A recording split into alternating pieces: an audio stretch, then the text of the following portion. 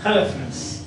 Now this is the 14th lecture on Sir Philip Sidney's An Apology for Poetry. We have already seen that sweet poetry is attacked by poet haters. Now we also saw that poesy is much superior to philosophy, which deals with obscure definitions, and also history, which is the subject matter of which is foolish truth of this world. What more you want? Yes. Now he is taking one by one poesy, kinds of poesy one by one, and says that why are you?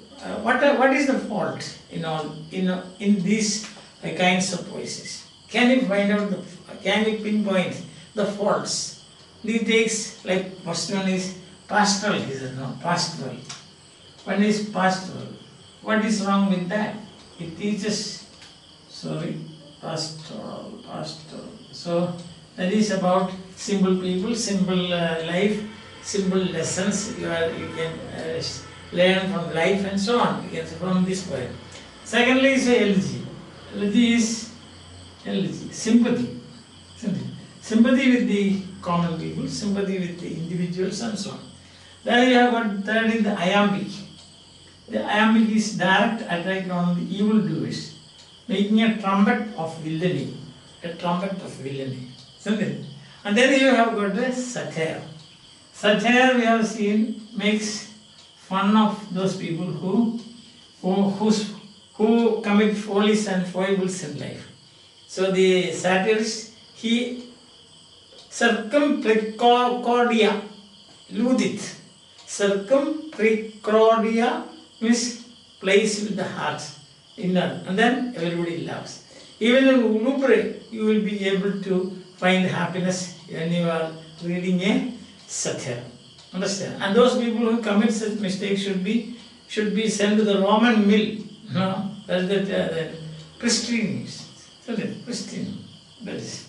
So you have to say, you should send him to there. And then you have got the fifth one is comedy. Comedy is the representation of Aristotle as well as how says that is a representation of common errors of life.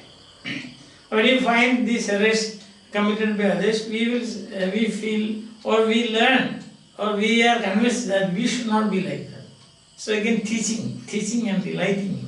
You have got the supreme or the highest form of imitation, that is tragedy. So it teaches, it cleans, clarifies your mind, it purifies your mind. Clarifying and purifying and also giving pleasure. That is tragedy. Now today we have two more now, that is seventh is the lyric. So what is the lyric, he says? See? The word that Sir Philip Sidney uses is not dislike but mislike. Why do poet haters mislike? That is the word, mislike. Today we will say dislike. These different kinds of poesy. Now what about this lyre? Lyre is tuned lyre. It's the musical instrument played by Apollo. So tuned lyre, well accorded voice, singers, it gives praising people, then celebrating those people and events where people get the reward, triumphs, victories in Olympic Games. Teaches moral precepts. And even in the highest sings the praise of God. So what is the subject matter of lyric? Lyre, sweet poetry. Wordsworth calls his poems lyrical ballads. See, 1711, Joseph Addison said, the most favored lyric or ballad in England was Percy and the Glass. Percy and the Glass.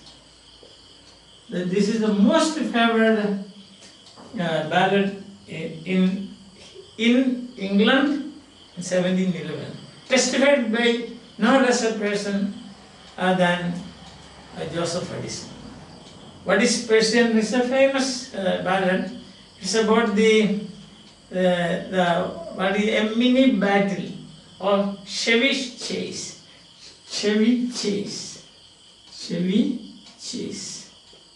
That is a skirmish, not a battle actually, a skirmish between England and Scotland, on the border of England and Scotland. It's called the Battle of Chevy Chase. So many ballads have been written, many lyrics have been written, but of this Percy and Douglas. Now you cannot identify who is Percy but who is Douglas. That may be names given by the poet. So say that this is very famous and people read it, and Sir Sidney himself says that. Sir Philip Sidney himself says that I cannot but be moved when I read or listen to this ballad or this lyric. So, a musical composition, stories of courage, stories of valor, stories of adventure, stories of triumphant people, stories of reward getting and reward giving, stories of, moral precepts, and then praising the eternal kindness and mercy of God and gratitude. These are the subject matter dealt with by the singers of the day. In the Middle Ages, singers of the day, they are called blind minstrels. Blind means some of them were blind and ill-dressed, evil-dressed. That is the word used in the text, evil-dressed. Evil-dressed means ill-dressed. So not like your pants and shirt and tie and all those things, but just simple. They went around with a crowder. Crowder means the Welsh name for fiddle, or what is a violin. They went with a crowder, something like violin, not the today's violin. So fiddle. So they went around and they used to sing these lyrics. Say lyrics like Adam Bell, Sir Topas. Lyrics like Adam Bell, stories, Sir Topas.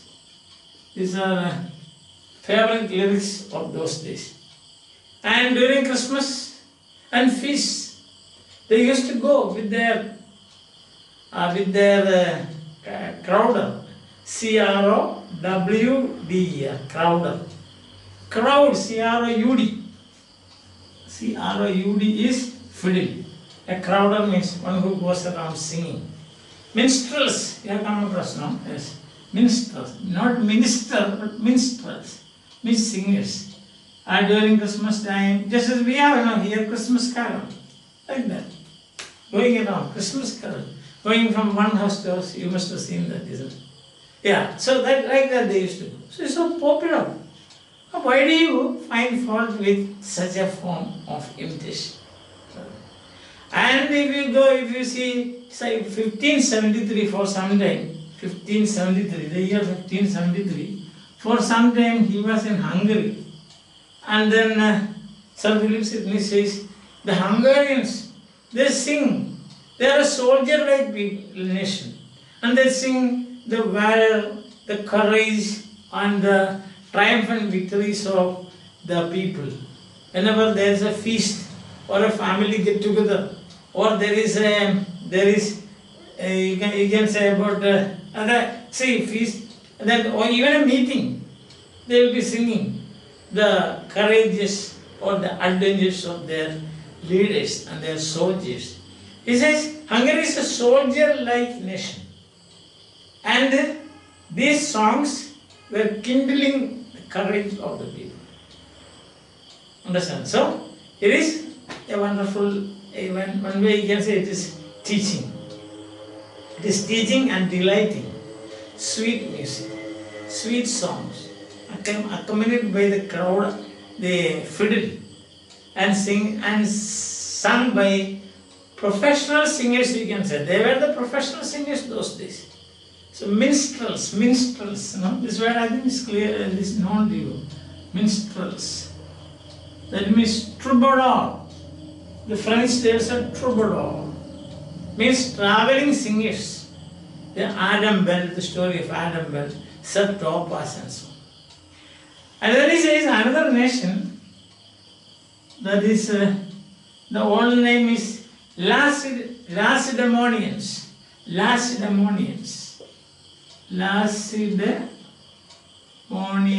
Or today we say Spartans.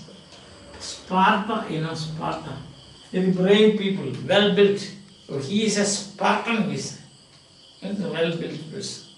Yes. Or you can say when you find a very thick furniture, heavy furniture, you say, oh, this is Spartan furniture. Understand that? You cannot lift that. So he said Sparta. In Sparta, they used to sing the courage, the valor of the people.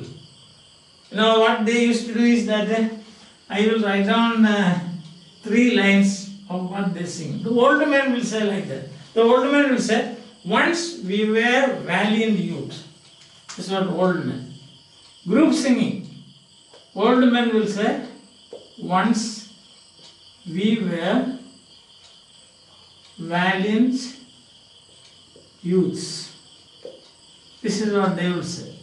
Imagine, as old men, group of old men, group of youths, young men, and you also have got a boys. Then they sing like that. Once we were valiant youths. Then the young people said, if you will behold us now. Young, youth. Youth will say, if you will behold us now. What does that mean? Once we were valiant men. Valiant. Once we were valiant youths, old men, sing. Then the young people said, if you will behold us, if you will behold us now. That means, look at this. Your place has been taken by us. Now we are courageous people. And the boys will say, soon we will be. So this is lyric, share.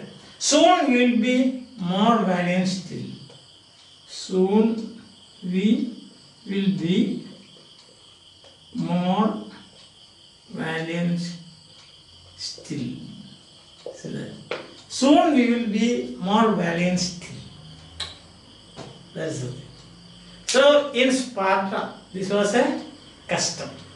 Whenever there is a meeting, 2 groups, old men, youth and boys.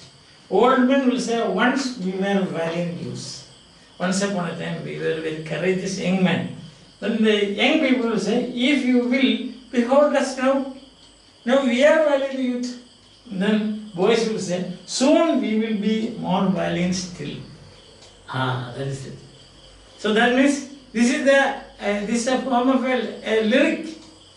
The form of a lyric they will be singing in parts like this. So what does that mean? That is, it is so popular among warlike people, among soldier-like nations, and patriotism. Patriotism. It teaches patriotism. And in lyric poems sometimes deal with the natural problems.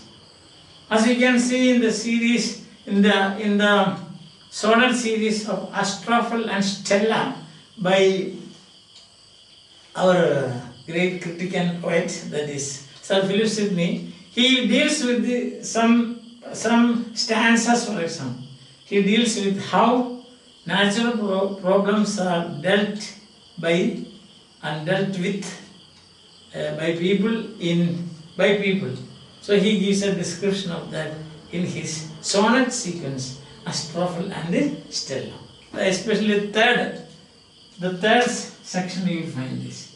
Third section of Astrophel and Stella. stella, astrophel and stella. There's a sonnet sequence like Shakespeare's, Dark Lady and Youth.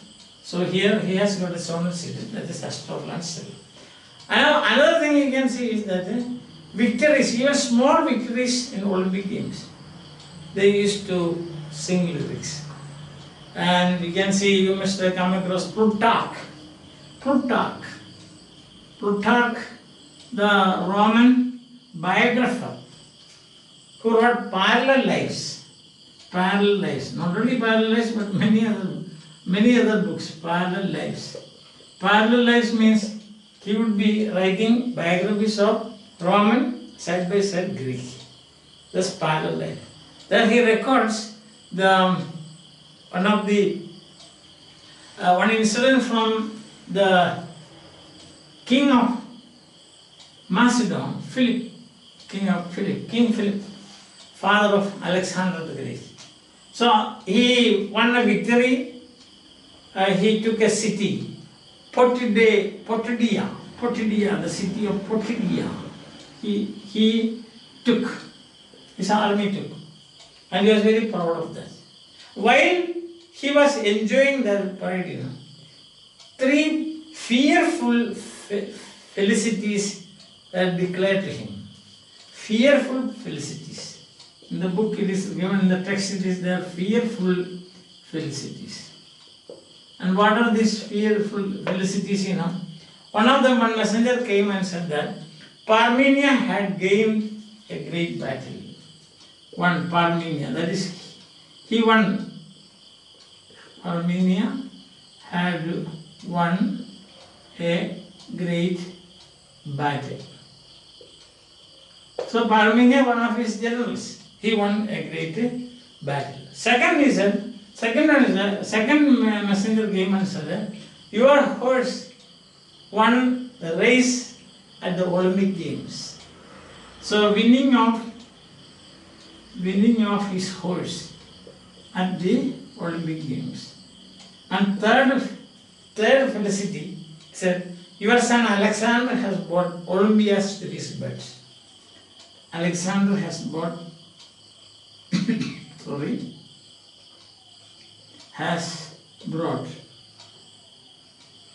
Olympia to his bed. So that is three. That means again another victory. So three felicities, or three triumphs, or victories, or successes we can say. One is this, Parmenia had won a great battle. Second is winning of his horse. His horse has won the Olympic Games, the race at the Olympic Games. Third is your son Alexander has again won another victory.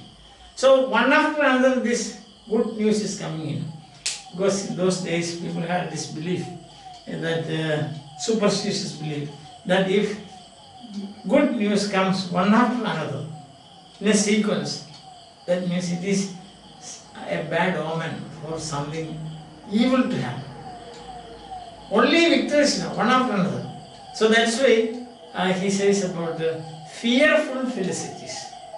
Because when you also can say you have got, suppose you say you got first rank in examination, then you say that your marriage is fixed.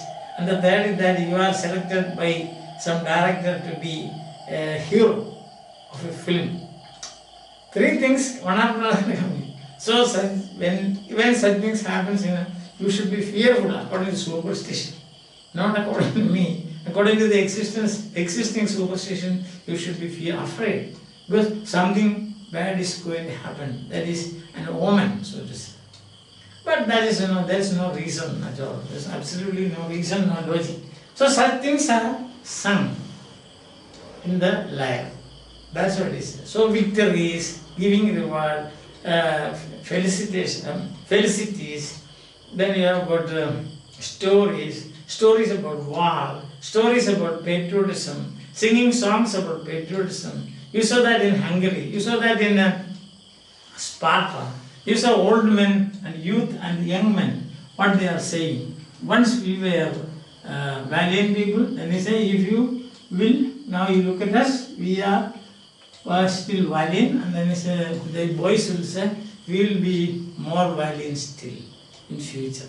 So these are the things that the lyric deals with. So how can you find fault with the lyric? It's all teaching and delighting. As I always say, what is the ending end of art? Ending end of art is teaching and delighting. Didactic and that's a utile the dulce, delicious. Delicious means delight. Now the last kind of poetry, 8, is the heroic. Heroic. He says, what is after all wrong with this? You read in heroic poetry, you read the stories of heroes. You have got Achilles, Hector, the greatest warrior, Hector, isn't it? Trojan warrior, Hector.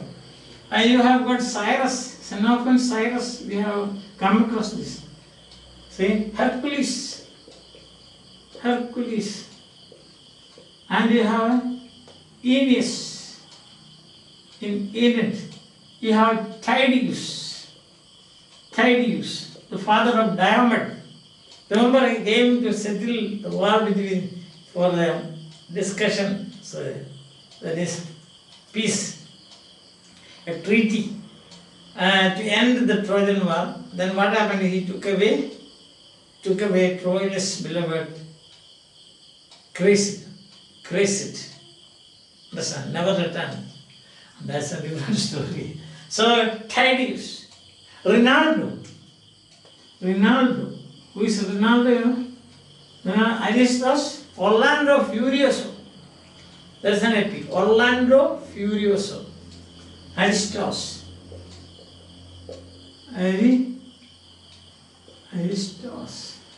Orlando, the title is Orlando Furioso.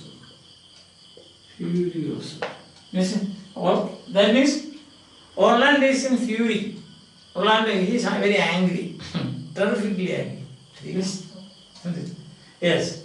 So this is Ronaldo, Aeneas, Tydeus, Cyrus, Hercules, Achilles, Hector. What more you want? You have wondered what is, you have like Turnus, another one, the antagonist to Hector in Virgil. Turnus is the antagonist to opposite pitched opposite to or placed opposite to Aeneas in Virgil's Aeneid. So these are the things that you find. When you read these people, you get inspiration. When you come across the Cyrus, king, magnanimous, he is magnanimous to his enemies, his friends, and those whom he conquered. What? So you learn that. How much time will it take for a philosopher to explain what is magnanimity? But just reading the Achilles, that angry warrior. Never before or after such a character has been created by anyone. Achilles. And you have got Hector. People used to shiver when they hear the name of Hector. Of course, at the end, I have already told you, Achilles killed him and his dead body was drawn around the walls of Troy, tying it to what a terrible sight this is, tying it to his chariot, victorious, yes. And then you have got the Hercules, Aeneas, a character so perfect. And he says, Sir Philip Sidney says, look at him, how he behaved when he was victorious. How he was good to his friend. How he behaved towards his enemies. How he behaved towards queens like Dido, who gave him delights and pleasure for some day. But at the same day, he always kept his focus on the founding of Rome. He said that Aeneas founded Rome. Founder of Rome is Aeneas. Then he says, to strangers, to enemies, to his own self, governments, his self-control, tolerance. You find whatever virtues you can find in this world, you can see who is the paragon, that is Aeneas. So you read him. Think about his filial love. Remember, when Troy was burning, he carried his old father Anchises on his back. On the stage it is seen, then people wept. People were moved.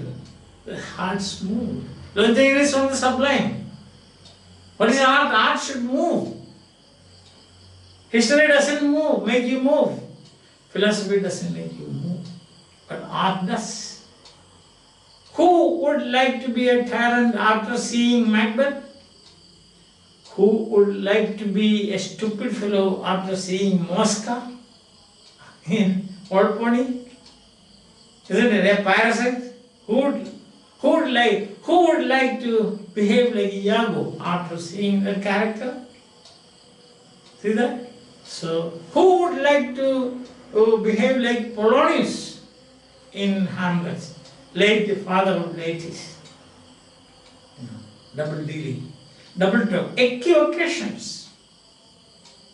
Understand? Nobody will do. If you are an honest man, a decent man, you will never do such kind of. So from where do you get these ideas? Not from philosophy, not from history, but from history tells you the forensic truth. The subject matter of history is forensic matter. For example, dead body is a forensic matter. For the doctors to, not operation. Not a living body, not operation is not done on a living body, but dead. Past, things past, battles long ago. That is the thing. But what about here? It is not like that. You can see in the poesy imitation. And when imitating, the poet makes slight changes here and there. Just as you give an ornament, gold to the goldsmith, or a jewelry to a goldsmith. What will he do? He will brush it and he will make it a perfectly new one. So it will shine. So slight, that is pleasant fallacies. John Renner would say, pleasant fallacies are allowed. Do you call these pleasant fallacies lie? Do you call therefore the poets liars? Have you ever heard Plato saying that these are poesy is mother of all lies and all the poets should be banished? Never, because Plato himself put on the mask of a poet. Otherwise he knew people are not going to read him. So that is how he. And therefore Horace says the poet is, who is a poet? Horace. Some people pronounce it as Horace, but actually it is Horace. You can look up the dictionary and see the pronunciation. Horace. So that is the pronunciation. Horace. So Horace says, Milius Crispo Milius. Latin again. Milius he says Crisippo. Chy Crisippo. Milius Crisippo Cantore. So these are the names of two philosophers. Milius means better than. So the poet is better than Crisippo and Cantore. They are two great philosophers. But the poet is the conclusion of Horace. So what more you want? How logically the arguments, like a very learned lawyer, he is arguing on behalf of the sweet poets. You poet weepers, you poet haters, you have no place here in imitating nature.